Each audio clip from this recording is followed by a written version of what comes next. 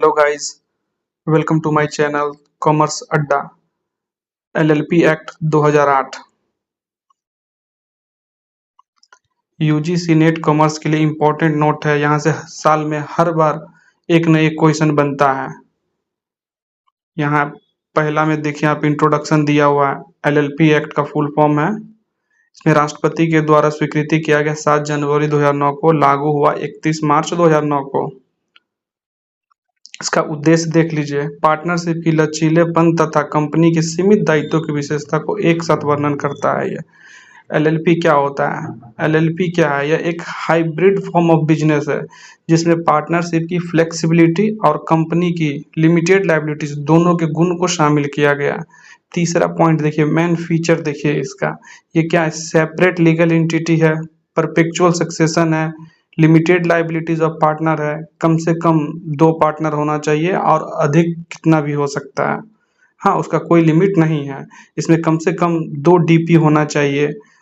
At least 1 partner जो DP बनेगा वो इंडिया के होना चाहिए और इंडिया में इसका रेसिडेंशियल होने के लिए 120 दिन आवश्यक होता है। यहाँ देख रहे हैं कॉमन सील है, बॉडी कॉर्पोरेट होगा। चौथा पॉइंट में देखिए डेजिग्नेशन पार्टनर है, हाँ, जिसको डीपी हम कहते हैं। पांचवा पॉइंट में देखिए, इसको भी ध्यान से देख लीजिए। प्रोसेस, इंट्रोडक्शन प्रोसेस है। इसका एलएलपी एग्रीमेंट के बारे में कुछ बताया गया है। यहाँ भी इसको आप ध्यान से देख लीजिए। 7वां पॉइंट में देखिए क्या है? पार्टनर कौन व्यक्ति बन सकता है? बॉडी कॉर्पोरेट भी बन सकता है और इंडिविजुअली भी बन सकता है। माइनर पार्टनर नहीं बन सकता है।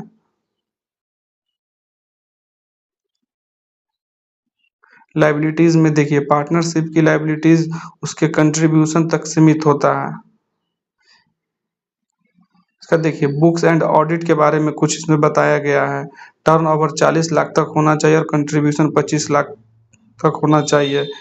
यदि उपयुक्त सीमाओं से अधिक है तो ऑडिट करना अनिवार्य हो जाएगा आपके लिए। इसमें दिया गया इसका कन्वर्जन टू एलएलपी के बारे में बताया गया है।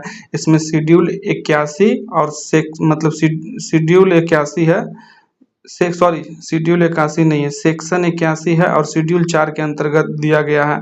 इसमें एक नहीं लिखा हुआ। पहला होता है म्यूचुअल राइट होता है, दूसरा पार्टनरशिप मतलब फॉर्म को आप एलएलपी में कन्वर्ट कर सकते हैं, तीसरा प्राइवेट कंपनी को एलएलपी में कन्वर्ट कर सकते हैं, चौथा अनलिस्टेड पब्लिक कंपनी है को आप एलएलपी में कन्वर्ट कर सकते हैं। इसको वाइंड अप किसके द्वारा किया जा सकता है? वॉलेंटियर के द्वारा वाइंड अप किया जा सकता है, ट्रिब्यूनल के द्वारा किया जा सकता है और इंसॉल्वेंसी के द्वारा वाइंड अप किया जा सकता है। यहाँ 14 पॉइंट में आपको दिया है। क्विक रिवीजन के लिए एक बार इसको जरूर पढ़ ले। यहाँ देख रहे हैं मतलब एडवांटेज भी दिया गया है। यहाँ पे एलएलपी एक्ट का एडवांटेज है, यहाँ डिसएडवांटेज के बारे में दिया गया है।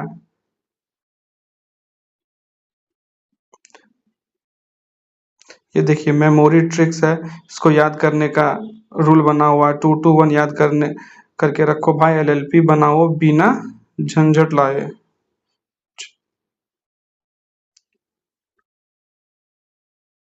वन लाइन रिवीजन के तौर पे भी आपको हम ये नोट प्रोवाइड कर रहे हैं। देखिए कुछ क्वेश्चन है पीवाईक्यू प्रैक्टिस के लिए, 3 क्वेश्चन यहाँ दिए हुए हैं, सबको पढ़ लीजिए एक बार। ये बहुत ही इंपॉर्टेंट नोट है। और नेक्स्ट